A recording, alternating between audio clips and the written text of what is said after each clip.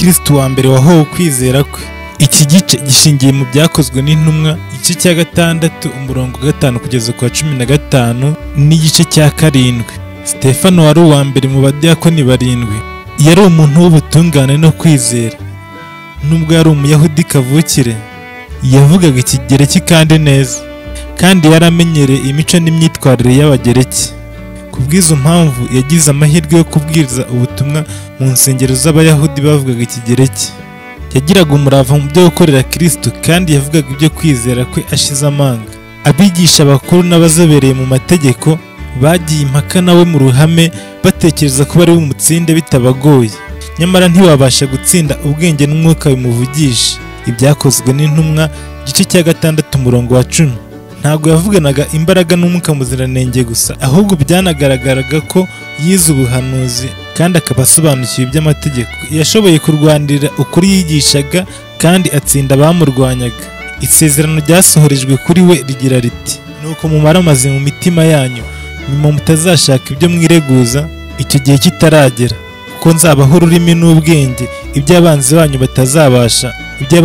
batazabasha kuvuguruza cyangwa gutsinda. Luka igice cya 21 umurongo wa 14 n'uwa 15. Abatambyi n'abategetsi babonye imbaraga Stephano yakoreshaga mu kubwiriza, bamwanga urunuka. Aho kugira ngo bumvire ukuri Stephano yababwiraga, biyemeje kumucecekesha ndetse baza kumwica. Ibihe byinshi bari barahaye ruswa abategetsi b'Abaroma kugira ngo babahe uburenganzira mu by'amategeko mu bijyanye no guca imanza no kwica imfungwa nk'uko byari mu muco w'igihugu cyabo.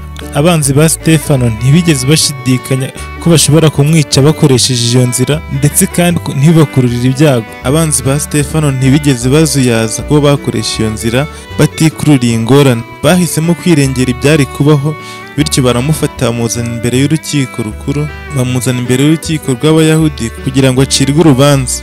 Abahanga b'Abayahudi baturutse impande n'impande barahamagawe kugira ngo bavuguruze ibyo mbohe yavugaga. Sawuli w'i Taruso nawe yari ahari kandi agira uruhare rukomeye mu kurwanya Stephano. Yakoresheje imvugo ye nziza y'abigisha bakuru, avuga ibintu bikomeye muri urwo rubanza, yemeza abantu ko Stephano yigisha inyigisho ziyobya kandi ziteza akaga. Nyamara Paul yabonye Sawuli mu mugambi mwiza wo gukwirakwiza ubutumwa bwiza mu yandi mahanga.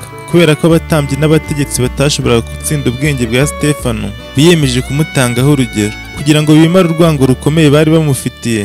Bari gukangisha abandi bantu bakababuza gukurikira imyizerere ya Stephano. Baguriye abahamya b'ibinyoma kugira ngo bemeze ko bamwumvise avuga amagambo asebya urusengero n'amategeko. Abo bahamya baravuga bati: twamwumvise avuga ngo Yesu azasenya aha hantu kandi azahindura imigenzo twahawe na Mose. Ibyakozwe n'intumwa igice cya 6 umurongo wa 16. Igihe Stephano yahagararaga imbere y'abacamanza kugira ngo asubize ibirego yavugaga ko byamushinjwaga byo gutuka Imana, mu maso ye harabugiranye ubwiza bw'Imana, maze mu maso y'abari bamutumbiriye babona mu maso ya Stephano hameze nk'ahamarayika. Ibyakozwe n'intumwa igice cya 6 umurongo wa 15.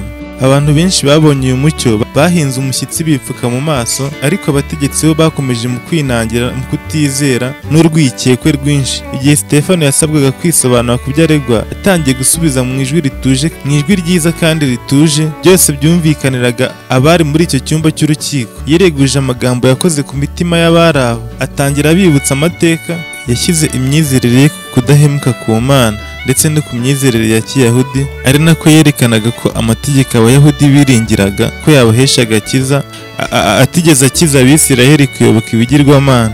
Yahuje Yesu Kristo n'amateka y'Abayahudi.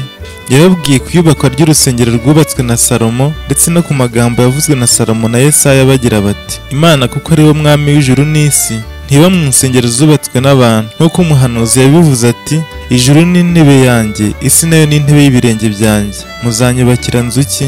Kandi aho nzaruhukira hazaba ari hantu ki? Ko ibyo byose ukuboko kwanjye ariko kwabiremye. Yesaya igice cya 66 umurongo wa 1 kugeza ku wa 2. Stephano ageze kuri iyi ngingo abantu barivovose. Igihe yerekanaga aho Kristo ahuriye n'ubuhanuzi, umutambyi yerekanye umubabaro bya nyirarureshwa, ahera ko atanyura ikanzu ye. Kuri Stephano iki cyari ikimenyetso cy'uko agiye gucecekeshwa by'iteka ryose. Abonye uburyo barwanya ibyo avuga, amenya ko ari gutanga ubutumwa bwe bwa nyuma. Nubwo ikibwirizwa cye yari akigeze hagati, uwo mwanya yahise agisoza. Yahisemo guhagarika kuvuga ku by'amateka, maze ahindukirira abacamanza bari baziberanyijwe n'uburakari, aravuga ati, yemwe abatagonda ijosi, abatarakebwe mu mitima no mu matwi, iteka murwanya umwuka wera, uko basekuruza banyu bose bakoraga, namwe niko mukora. Ninde mu bahanuzi basekuruza banyu batarenganyije? Benshi bavuze kuza kwa wa mukiranutsi kera bitari byaba, namwe mwaramugambaniye muramwica, kandi ari mwe mwahawe amategeko n'abamarayika ntimwayakurikiza, ntimwayitondera. Ibyakozwe n'intumwa igice cya 7 umurongo wa 51 kugeza ku wa 53. Kubera aya magambo, abatambyi n'abategetsi bazibiranyijwe n'uburakari, bifashe nk'inyamaswa ishaka umuhigo, nta bumuntu bubagaragaraho, maze basumira Stephano bahekenya amenyo. Stephano abonye ubugome bamurebanaga, amenya ko ibyo birangiye, ariko ntiyadohoka. Kuri we gutinya urupfu byari byamushizemo. Uburakari bw'abatambyi n'urusaku rw'abari bari aho ntibyigeze bimutera ubwoba. Ibyari imbere ye byaje kuyoyoka bisimburwa n'iyerekwa. Yabonye amarembo y'ijuru akinguye, maze yitegereje abona ubwiza bwo mu ijuru na Kristo ameze nk'uhagurutse ku ntebe yiteguye gukomeza umugaragu we. Stephano avuga n'ijwi ryo kunesha ati, dore mbonye ijuru rikingutse n'umwana w'umuntu ahagaze iburyo bw'Imana. Ibyakozwe n'intumwa igice cya 7 umurongo wa 56.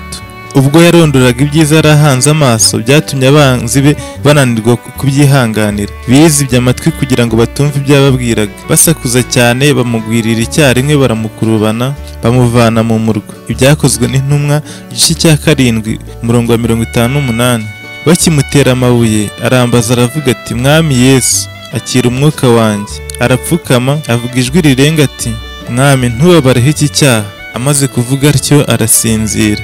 Ibyakozwe n'intumwa igice cya 7 umurongo wa 59 n'uwa 60. Nta rubanza bigeze bamucira, ahubwo abategetsi b'Abaroma bahawe amafaranga menshi kugira ngo bazinzike icyo kibazo. Ukwicwa kwa Stephano azira ukwizera kwe kwakoze ku mitima y'ababibonye bose. Urwibutso rw'ikimenyetso cy'Imana cyagaragaye mu maso ye, byakabakabye imitima y'ababyumvise, byasigaye mu bitekerezo by'ababibonye, kandi bihamya ukuri yari yarababwiye. Urupfu rwe rwari ikigeragezo gikomeye ku itorero, ariko rwabaye intandaro yo guhinduka kwa Sawuli kubera ibyo yari abonye kuri Stephano, ari ukwizera kwe kudacogora n'ubwiza bwari bwagaragaye mu maso he bitashoboraga gusibangana mu bitekerezo. Urubanza rw'urupfu rwa Stephano Sawuli yarugizemo umuhate n'umujinya ukabije. Nyuma yaho yaje kurakazwa nuko umutima we wamwemeje ko Imana yaje gusubiza icyubahiro Stephano mu gihe abantu bamusuzuguraga. Sawuli yakomeje gutoteza itorero ry'Imana, agahiga abantu bayo, akabasanga mu mazu yabo, maze akabashyira abatambyi n'abategetsi kugira ngo babafunge kandi babice. Umuhate mu gukorerwa itotezwa wateye ubwoba abakristo b'i Yerusalemu. Ntacyo abayobozi b'Abaroma bakoze kugira ngo bahagarike icyo gikorwa cy'ubugome, maze bagafasha Abayahudi rwihishwa kugira ngo biyunge nabo kandi babayoboke. Nyuma y'urupfu rwa Stephano, Sawuli yatorewe kuba umukuru w'urukiko rukuru rw'Abayahudi bitewe n'uruhare yagize mu rupfu rwa Stephano. Yagizwe igikoresho cya Satani, yamaze igihe ari igikoresho cya Satani mu kurwanya umwana w'Imana.